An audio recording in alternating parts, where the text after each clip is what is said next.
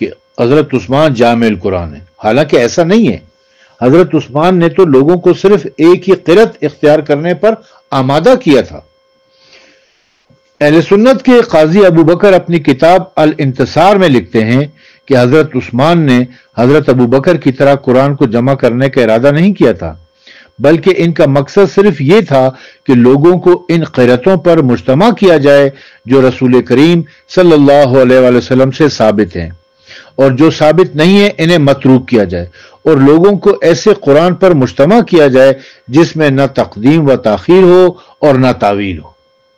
اہل سنت کے ایک اور علامہ حبیب الرحمن صدیقی مقدمہ تفسیر بیضاوی میں فرماتے ہیں، اور یہ جو شہرت ہوئی ہے کہ حضرت عثمان جامع القرآن ہے، یہ بات بظاہر باطل ہے، کیونکہ انہوں نے تو 35 ہجری میں لوگوں کو صرف ایک قرأت اختیار کرنے پر آمادہ کیا تھا۔ حضرت علی علیہ السلام کے اس حوالے سے کیا موقف ہے؟ علامہ ہلی اپنی کتاب تذکرہ میں لکھتے ہیں کہ حضرت عثمان نے حضرت علی سے بھی منظوری لے لی تھی، یعنی وہ جس ایک قرأت کے اوپر جو قرآن جمع کیا گیا تھا اس کی منظوری علی علیہ السلام سے لی تھی۔ حضرت علی علیہ السلام کا یہ بھی فرمان مشہور ہے کہ جو آپ نے دور عثمان میں لوگوں کو ایک ہی قرآن پر مجتمع کرنے کے عمل کے انجام پانے کے بعد فرمایا تھا کہ آج کے بعد قرآن کبھی مسترب نہ ہوگا۔ امام علیہ السلام نے یہ بھی فرمایا تھا کہ آج قرآن کو قرار آ گیا ہے اور یہ ناقابل تغیر ہو گیا ہے۔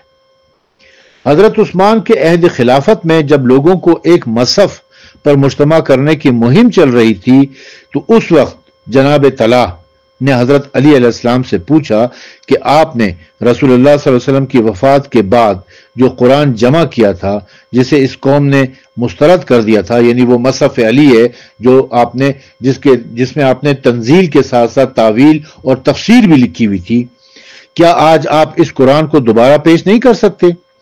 آپ نے اس کا جواب نہ دیا۔ طلحہ نے ہر چند اصرار کیا مگر آپ نے جواب نہ دیا۔ آخر طلحہ نے کہا کہ اے ابو الحسن، آپ مجھے اس بات کا جواب کیوں نہیں دیتے؟ آپ نے فرمایا، اے طلحہ، میں نے جان بوجھ کر جواب نہیں دیا تھا۔ تم خود بتاؤ کہ لوگوں نے جو کچھ لکھا ہے کیا یہ قرآن نہیں ہے؟ کیا اس میں غیر قرآن بھی ہے؟ طلحہ نے جواب دیا کہ ہاں، جو کچھ بھی لکھا گیا ہے یہ سب کا سب ضرور قرآن ہے۔ تو آپ علیہ السلام نے فرمایا، اگر تم نے اسی قرآن کو لے لیا تو تمہیں آتش جہنم سے نجات مل جائے گی اور جنت میں داخل ہو جاؤ گے۔ طلحہ نے کہا کہ اگر قرآن یہی ہے تو بس کافی ہے۔ موجودہ قرآن کے حوالے سے شیخ محسن علی نجفی صاحب لکھتے ہیں کہ گزشتہ مباحث سے یہ بات واضح ہو گئی ہے کہ جو قرآن اس وقت امت کے ہاتھوں میں ہے وہ نہ حضرت علی علیہ السلام کا جمع کردہ ہے، نہ عصر ابو بکر میں جمع شدہ قرآن ہے، نہ حضرت عثمان نے کوئی قرآن جمع کیا تھا، بلکہ اس وقت ہمارے ہاتھوں میں جو قرآن موجود ہے وہ عصر رسول صلی اللہ علیہ وسلم کا تدوین شدہ قرآن ہے، جو کہ عصر رسالت صلی اللہ علیہ وسلم میں ہی امت کے ہاتھوں میں موجود تھا، اور عصر رسالت کے بعد وہی قرآن مختلف نسخوں میں امت کے پاس موجود رہا۔ یہ مختلف نسخے جس طرح ہمارے زمانے میں چند ایک کمپنیوں کی طرف سے طبع شدہ نسخے رائج ہیں، اسی طرح چند ایک اہم نسخے مختلف علاقوں میں رائج ہو گئے تھے۔ چنانچہ حضرت ابی بن کعب کا نسخہ دمشق میں، حضرت عبداللہ ابن مسعود کا نسخہ کوفے میں، حضرت مقداد بن اسود کا نسخہ حمص میں، اور ابو موسیٰ اشعری کا نسخہ بصرے میں رائج تھا۔ ان نسخوں کی قرأتیں بھی قدر مختلف تھیں جو آگے چل کر وجہ نزاع بنی ہیں۔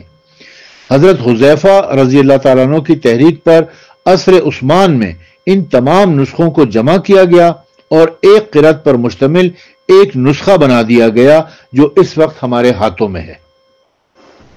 یعنی اس وقت جو قرآن ہمارے ہاتھوں میں ہے یہ رسول اکرم صلی اللہ علیہ وآلہ وسلم کے زمانے میں جمع کیا ہوا قرآن ہے، مرتب کیا ہوا قرآن ہے۔ اس کی ترتیب بھی خود جناب رسالت مآب صلی اللہ علیہ وسلم نے فرمائی ہے۔